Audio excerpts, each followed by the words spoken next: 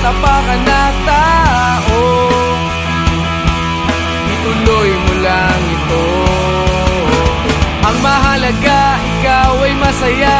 Huwag mong intindihin ang sasabihin ng iba. Sila ang may problema.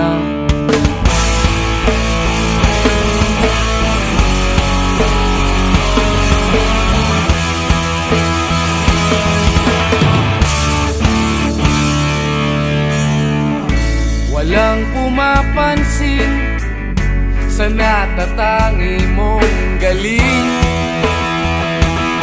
Mas madalas ka pang laipin.